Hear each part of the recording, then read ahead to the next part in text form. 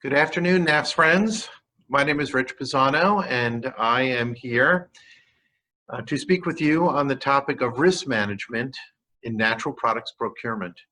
I'd like to thank the NAFS convention organizers for asking me to be a part of this unusual convention. My first NAFS meeting, I remember very well, goes back to the early 80s. And from all the time since, Citrus and Allied has considered NAFS to be the very best value in a trade association in the food industry. I've always been very impressed with the level of dedication of the volunteers and the staff, and enjoyed participating in NAFS. I was on the board in the 90s. I was served as president in the year 2000, and then I recently went back on the board. If you're a member of NAFS, great decision. If you're not and you'd like to consider it, give me a call. Love to chat with you about NAFS membership. But anyway, we'll turn to the subject at hand, which is risk management and natural products procurement. This presentation has about 20 slides, and I'm going to take you on a little tour that starts back in the 1940s and moves forward to today. I'm going to do so in about 35 minutes, which means we're going to move along fairly quickly. You know, if you have questions, of course, I'll be here at the end to answer whatever they may be. But anyway, let's begin. So when it's your job to secure natural products, you need to gather as much information as possible in order to understand the factors that affect the availability and price of the products that you're buying. And then once you have the information, then it's time to make a judgment and a decision. Unfortunately, judgment and like wisdom often comes from experience, and as such, if you're new to buying natural products, it's a good idea to make friends of your colleagues and trustworthy suppliers who I'm sure will give you good advice and mentor you to the best of their ability. In my experience, the key to buying with confidence natural products is to have a plan, and the plan needs to be based on a strategy.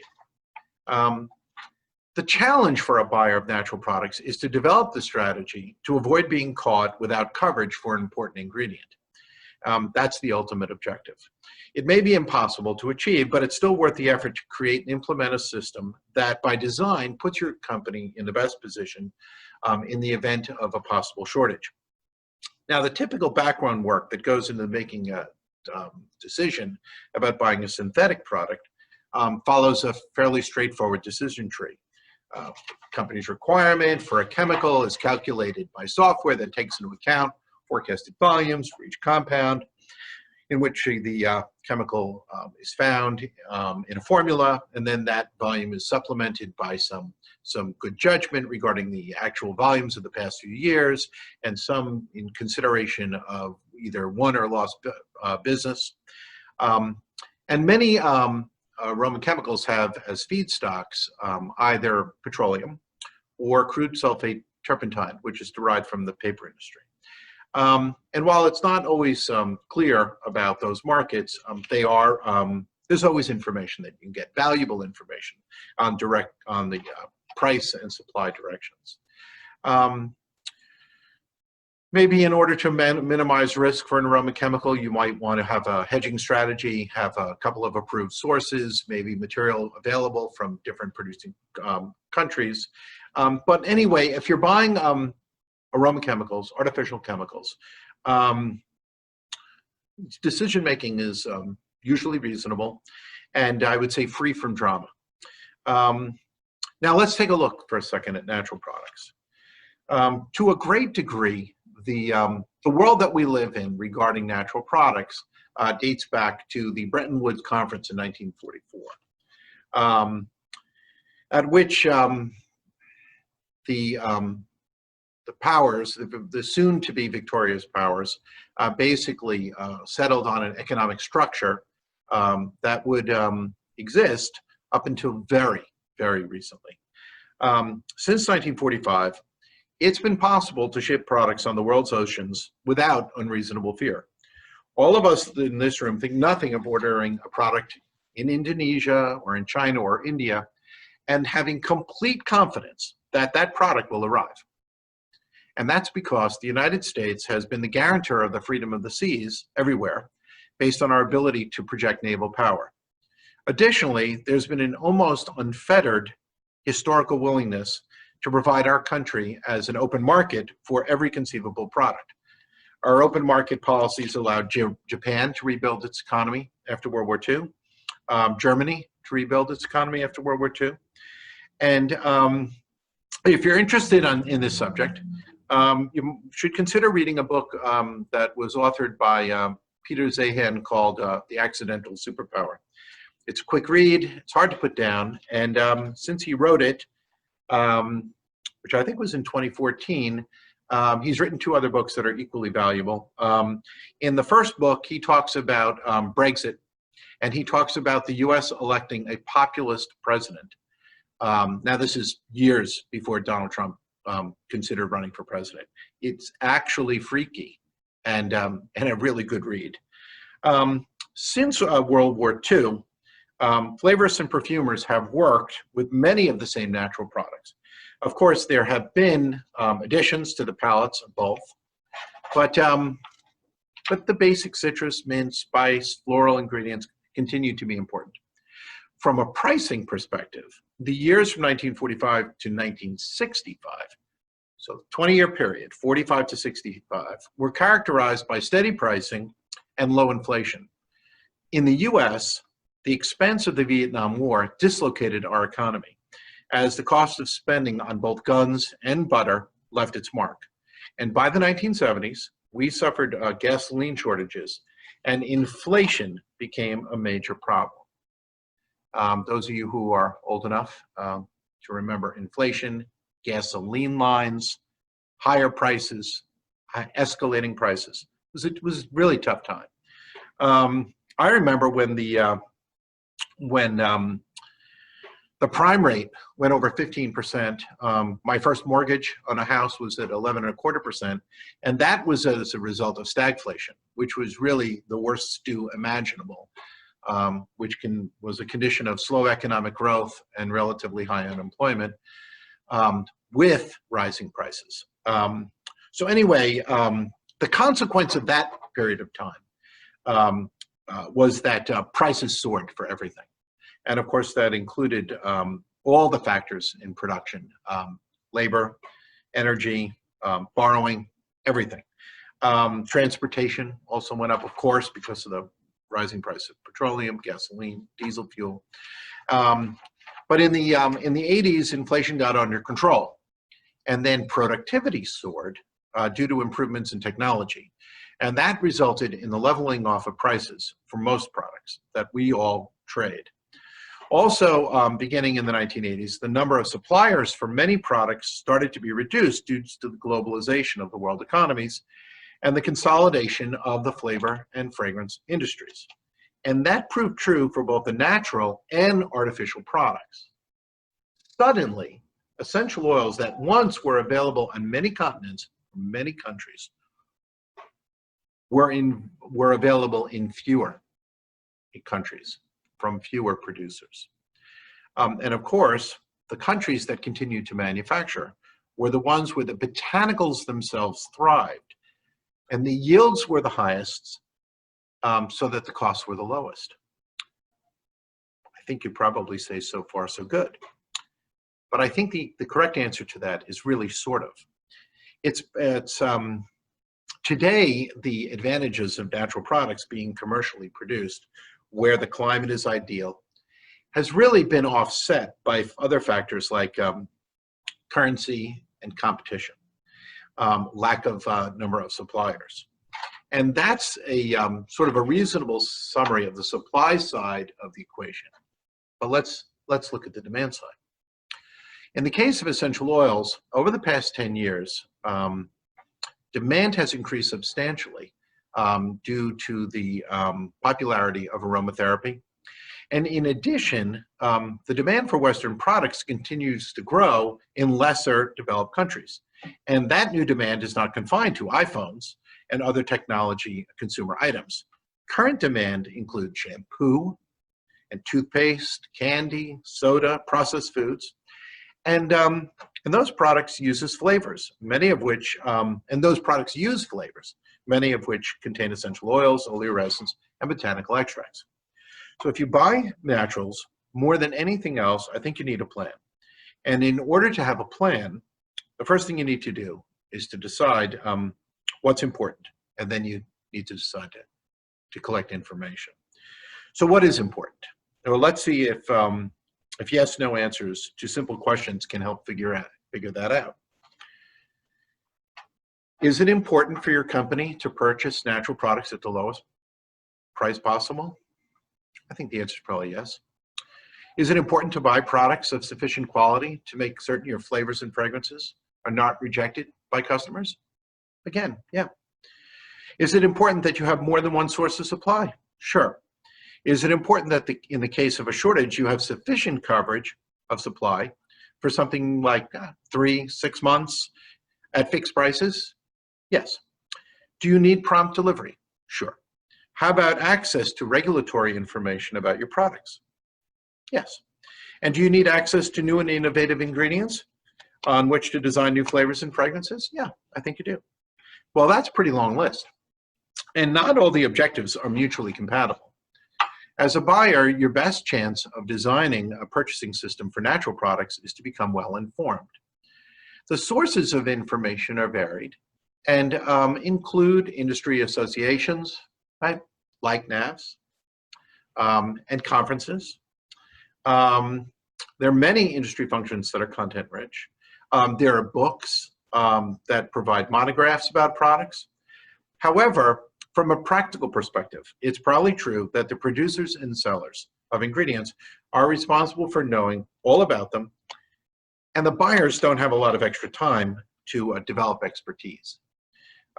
If you agree with me that you already have a full-time job and that when you go home tonight, reading a book about botanical extract production is not at the top of your list of things to do, then my best advice is to make friends of your suppliers and let them know what's important to you and to your company.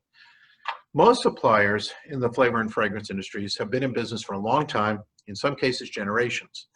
And that gives them an advantage of having cultivated an instinct about what's going to happen with supply of certain products, every product really, based on what has happened and what's currently happening with respect to a natural product. And that ability to sort of foretell is based on many inputs, and it's hard to quantify. However, the judgment can have a lot of value and might very well qualify as wisdom. But when we say natural products, you know, what are we really talking about? In the flavor industry, I think we're talking about essential oils, oleoresins, botanical extracts, maybe natural chemicals, concretes, and absolutes. We don't have a lot of time, so we're just going to focus on like the first 4 of these. So what are essential oils? Essential oils are the volatile products obtained by distillation or expression from plant material from a single form and species. They're the volatiles. They are typically produced by steam distillation or mechanical expression. Most of the ones that are essential oils produced by mechanical expression are citrus oils, where the oil is pressed, mechanically expressed from the peel.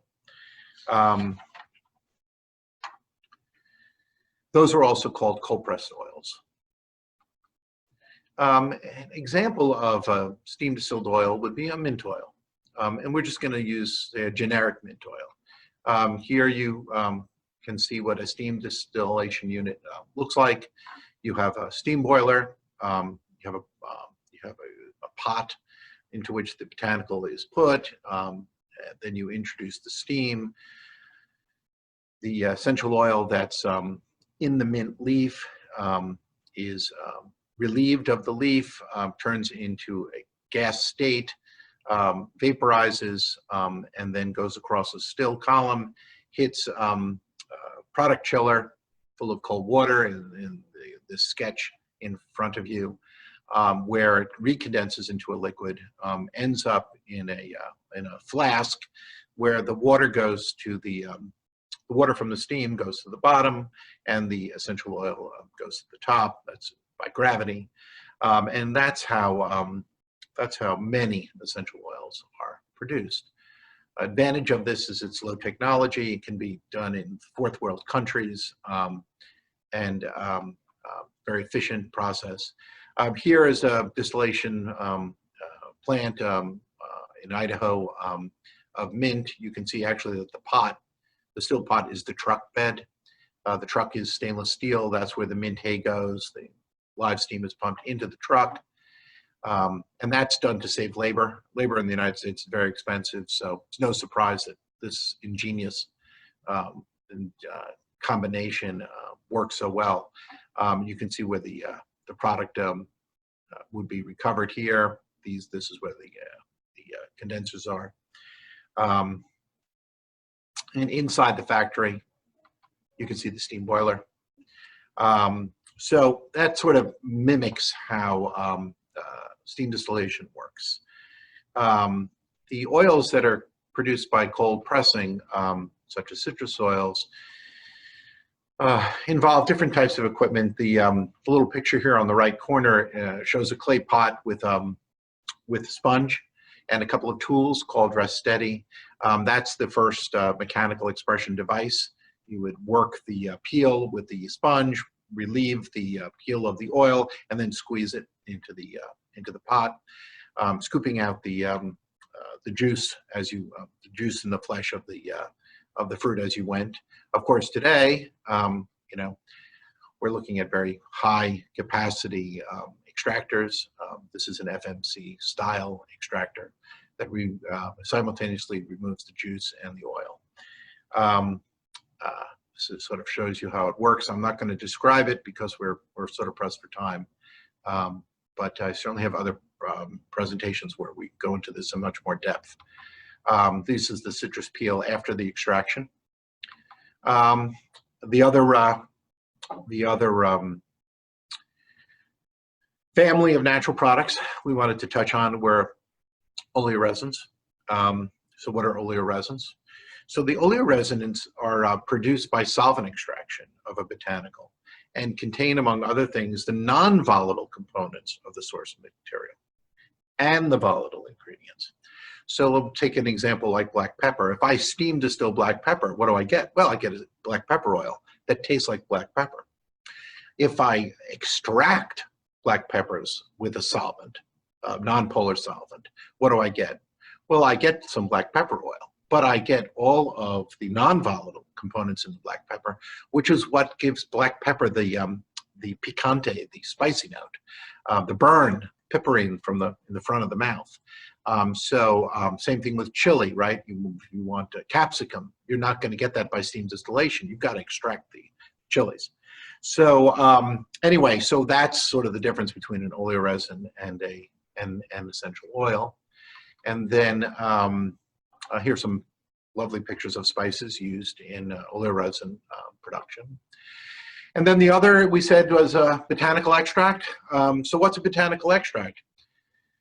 So a botanical extract is a substance manufactured with a potable solvent, where the oleoresin has a non-polar solvent. Could be something like acetone. The botanical extract most often is extracted with something like ethyl alcohol or propylene glycol and water. They're not nearly as powerful as oleoresins because the solvent isn't as powerful. But they include native extracts and solid extracts, fluid extracts, tinctures, hydroalcoholic extracts. And they're produced essentially in a percolator. This is a picture of our factory down in Colima, Mexico. You got the lime plant on the left, and you've got the botanical extract production on the right. And you start with percolators and put in the botanical, and then go through a series of production steps, including evaporators, and then the material is finished off. The other family popular natural products would be aroma chemicals. Aroma chemicals, these days especially natural aroma chemicals, which are derived by distilling essential oils and isolating the components, let's say citral from Lytsea, eugenol from clove. There are so many examples.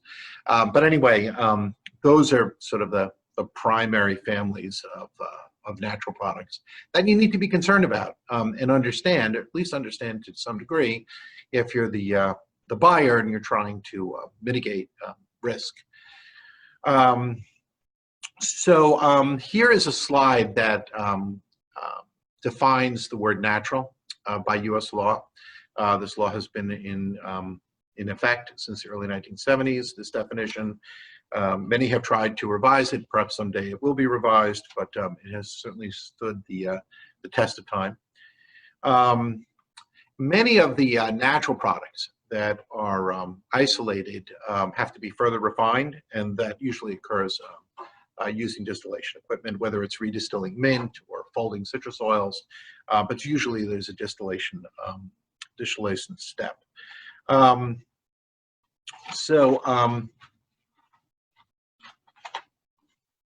the balance of this presentation, I'd like to talk to you about and provide a short description about factors that affect the production of naturals, and then relate it back to how a company might design a purchasing system that takes into account all the factors and brings some order and reason to what otherwise might be considered a daunting task. So the number one factor to consider in buying natural products is economic factors. So what are the economic factors that affect natural products? Well, today you can't turn on your television without a discussion of tariffs, right? Tariffs add cost and are focused on specific countries of origin. And another economic factor is currency values. And you can see in this slide the fall of the Argentine peso. Imagine if you were in Argentina producing a product and your input costs like fertilizer, energy were denominated in US dollars, and the currency fell apart like this chart shows. I mean, your costs are going to absolutely soar. What's interesting is that for the natural products that we talk about in the flavor and fragrance industry, almost all of them are sold in US dollars. Now, to some degree, they're also sold in euro, but US dollar is the currency of choice. And so currency plays a sort of not an invisible, but rather a very visible role, but in a little bit in the background.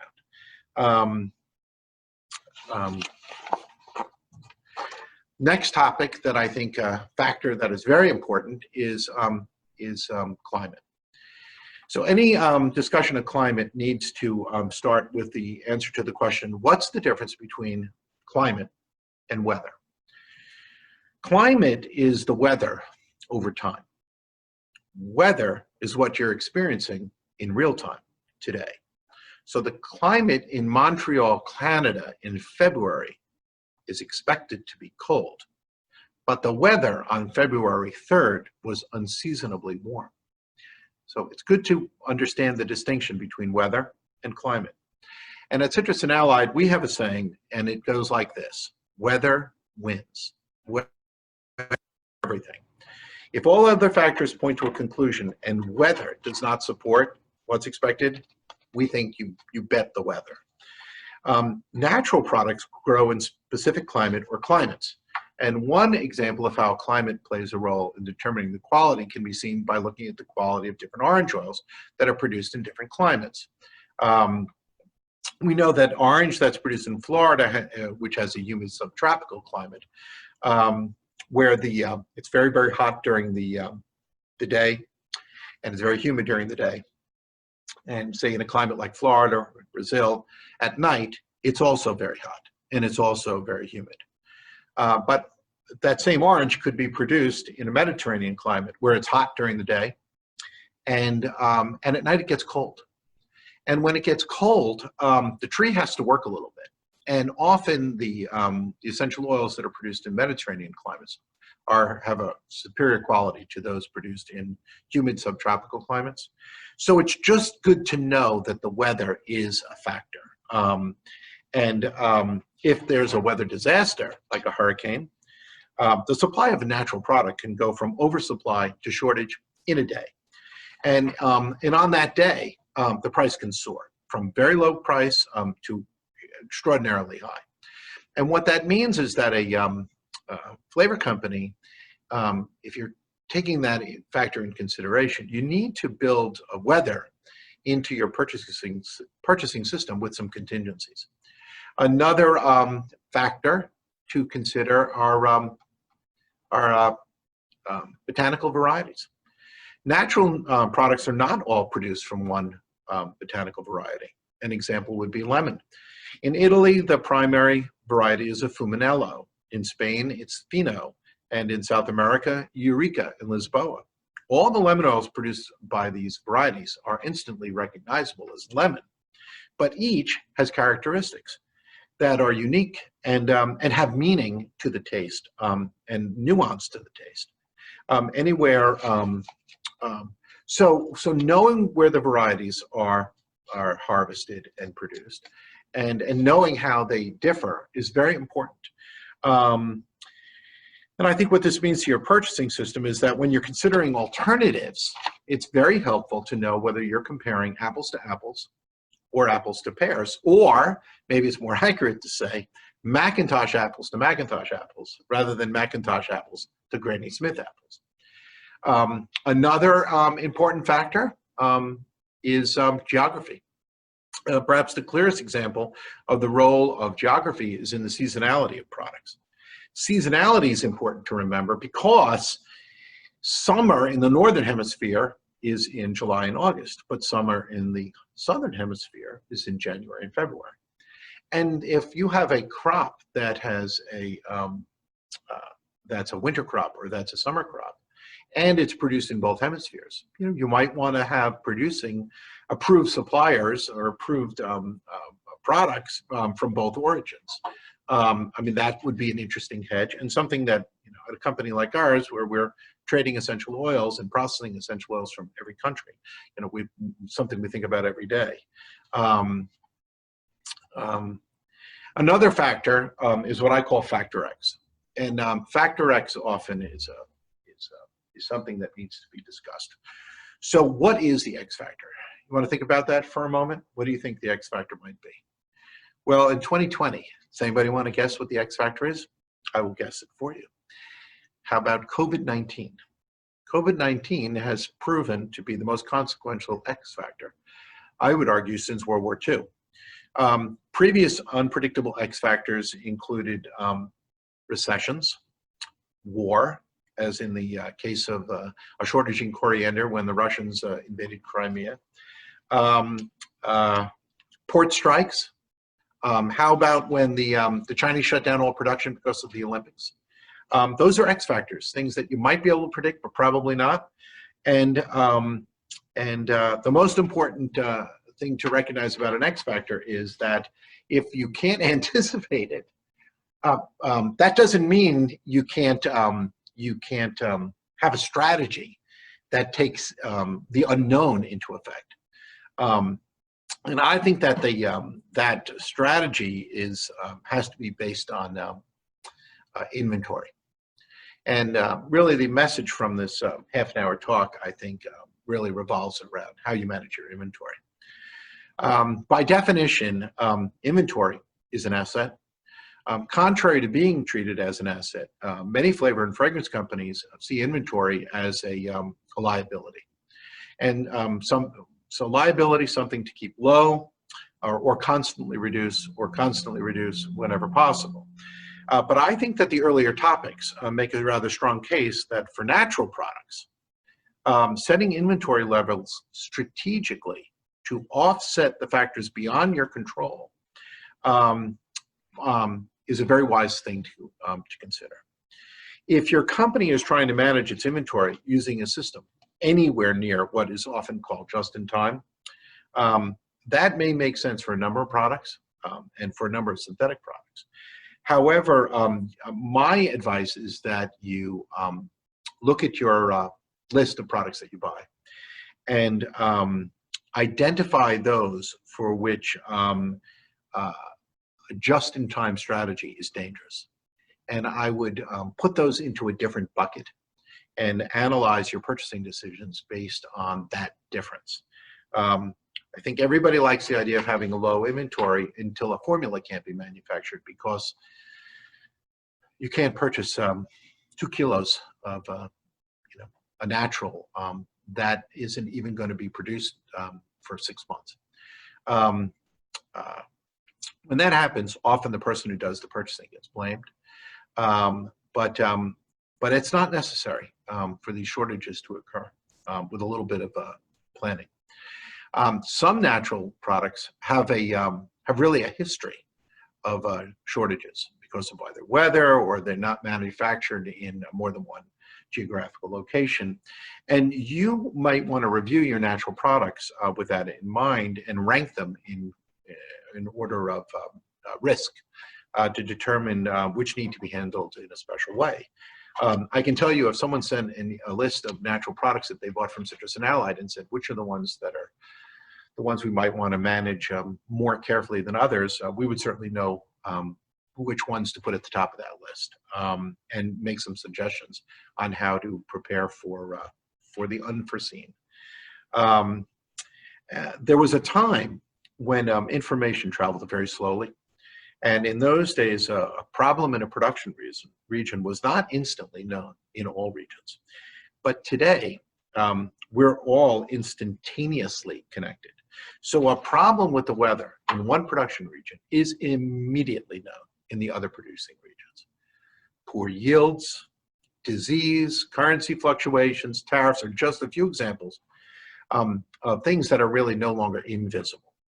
We're living in a world of transparency. And for that reason, inventory plays an even more important role. If there's a shortage in one region, it's likely the other producing regions are instantly going to raise their prices or simply withdraw from the market.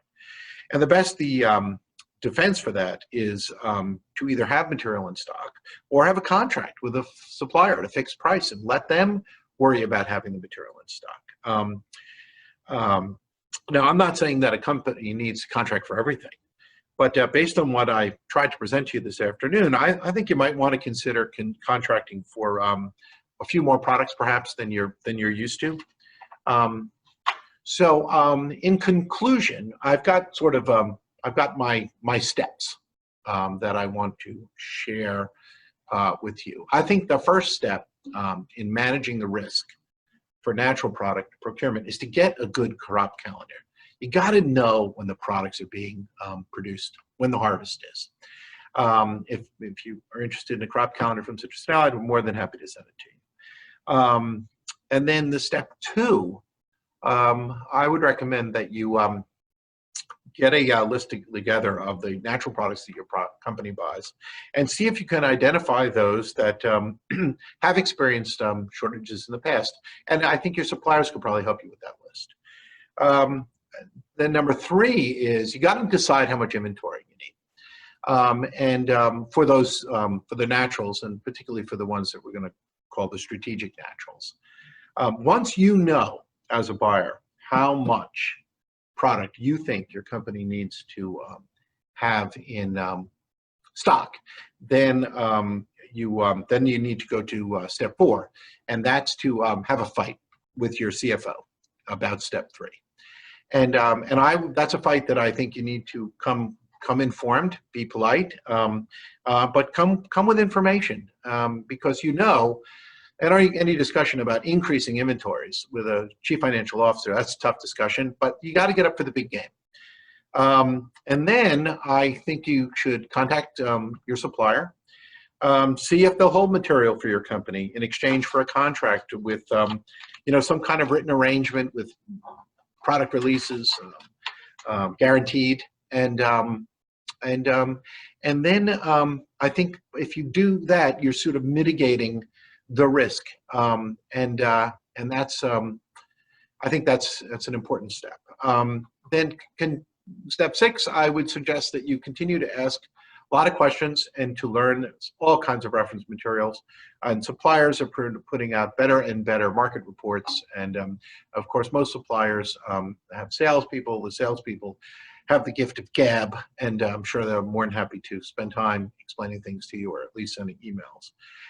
And then, you know, this is a business where most people, if they've been in this industry for even a few years, tend to like it. And they like it, I think, for a lot of good reasons. It certainly isn't boring. And it allows you to be a geopolitician and an economist and a soothsayer and many other things.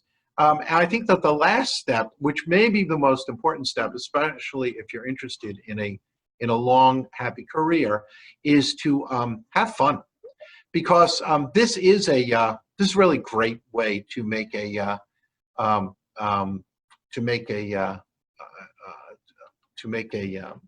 career, and to build some security for you and for your family.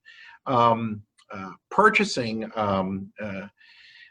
should not necessarily mean that you're an expert in crisis management, but if you learn enough, and if you do everything with a good deal of cheer and have a smile on your face, I think you'll get through the crises a lot easier, having lived through many, including one that's taking place right now. A sense of humor is a big help. And so anyway, that brings this sort of abbreviated presentation to an end, and I'm hopeful that we still have time for some questions. But if we don't have time for questions, or if there are no questions, once again, I'd like to thank everyone for the opportunity to present this to you. It's been a lot of fun for me, and I wish you all good health and a prosperous 2020. Thank you.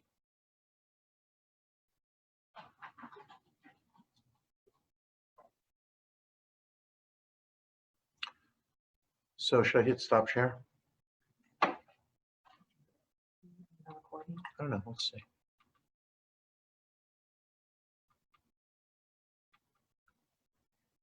Still not that we've ended the recording. It's okay. They'll edit that out. When you finish the recording, be sure to end the meeting. So let's do stop share, because then it'll take us to that screen. So stop share. Okay. So then let's press pause. Pause.